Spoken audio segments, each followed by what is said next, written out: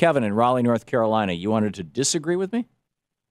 Yeah, Tom. Look, everything you just touched on is because of government, because of big government. Who do you think gives the corporations the exemptions? Now, I want to talk to you about your exemptions to what? To everything. That gives them the competing edge in any town. So you're arguing against libertarianism. You're giving. I was saying that libertarianism, in its most basic form, is the pursuit of liberty at all costs. No, it's not true. It's not true. It's how you define liberty. If you define liberty as living in a country where you have representative government that operates in a small d democratic republic context and fashion for the public good, that is the opposite of libertarianism. If you define liberty as no government telling you what to do, but instead billionaires running your economy and deciding for you what your choices and options are, if that's your definition of liberty, then yeah, that's the libertarian definition of liberty. But there is no, you cannot lay out a model, a libertarian model of an economy and a government that works according to libertarian principles that does not end up in oligarchy. It doesn't. It's not possible. Tom, that's like saying all Marxists in the United States will end up turning this place into what Mao's China was or Stalin's Russia. No, I'm not talking about Marxism. I'm talking about libertarianism, and I'm saying explicitly, libertarianism has been tried. It has failed.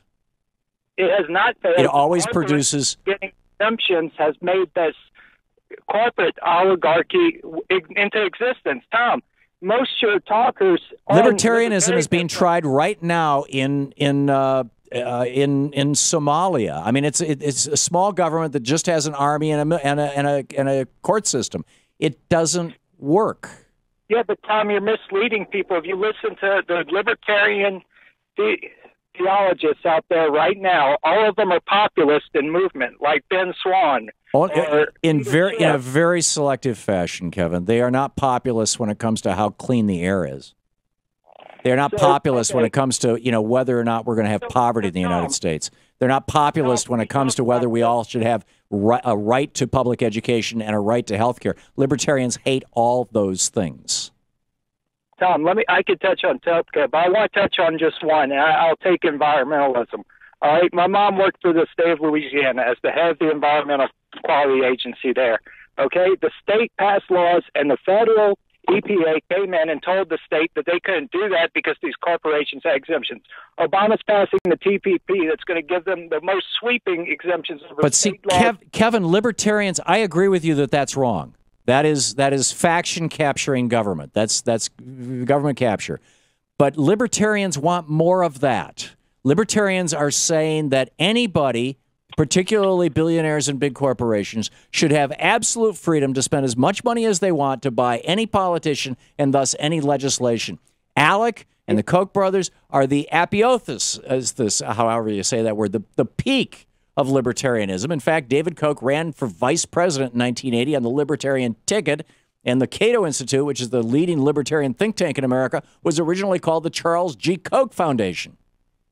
Tom, that's fascism. That's not libertarianism, and that's definitely not populist libertarianism. It is what the libertarians are pitching. Rand Paul or Ron Paul talk about this issue. They always preach about how the global elite are programming people through media, through the education system. I mean, look at these idiots marching in Wall Street right now, What they are doing, Kevin, is essentially saying, look, there's some corruption. We're not going to do any corruption. We're just going to do this. And the this that libertarians talk about inevitably leads to massive corruption.